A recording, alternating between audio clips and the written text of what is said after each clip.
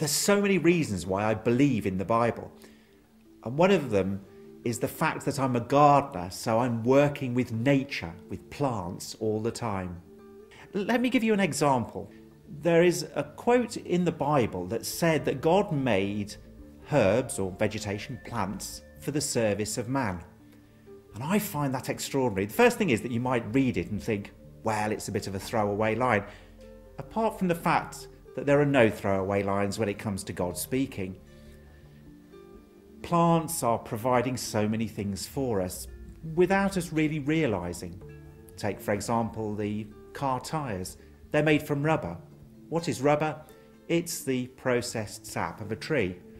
Our medicines as well, things like aspirin or digitalis, so many plants are provided for us. You know, when you eat carrots, then within carrots there is vitamin A, and vitamin A does help our eyesight. People say that you should eat your greens because it will make you more healthy. And again, what is coming from the earth and is being manufactured by plants is actually beneficial for us. And to me that just speaks of the whole system being interdependent, interrelated and designed. And whenever I eat something, whether it be chocolate or whatever it is, whether I get dressed and put my cotton clothes on, which are plant-based material, or eat my bread, which is plant-based material, I think of this verse where God made this whole system to be interrelated and made plants for the service of man. Now, another thing that you can do in the world of plants, in the world of nature, is to look at the plants around you. And all the TV programs that speak of evolution, I love it actually when the presenters occasionally mention the word design. And lo and behold, you can't have design without a designer. And this one plant I'd just like to tell you about is known as the Venus flytrap. It comes from temperate zones of the world, from North America. And it's remarkable in that at the end of the leaves there are traps. Now, it lives in boggy ground, and the nutrients that it needs it can't get from the soil. So it has an active trap to trap flying insects.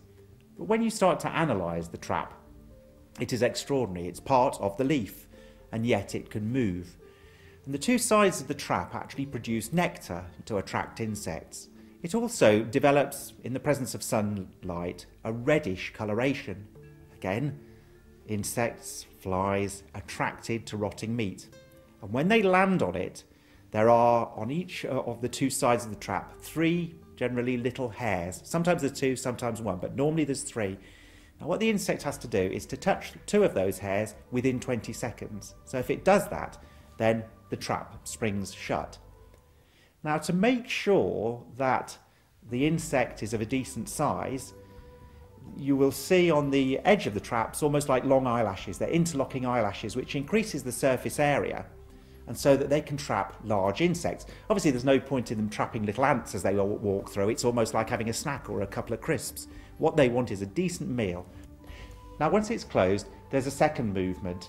The trap will then just pressurise itself and literally cover the shape of the insect itself. So it seals it in, it becomes sealed in, and then the process of digestion starts.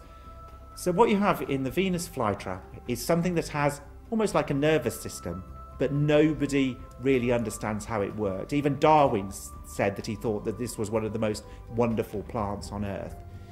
And most of all, I think it's really exciting and confirms perhaps that God, the Creator, has got almost a sense of humour. He's almost saying, just look at what I can do. I can do the things that you would expect me to do, but do things out of the ordinary too.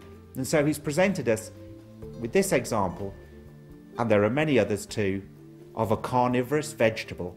And that's in itself is one of the reasons why I have no doubt that God created the heaven and the earth, and that anything that he says is definitely worth listening to.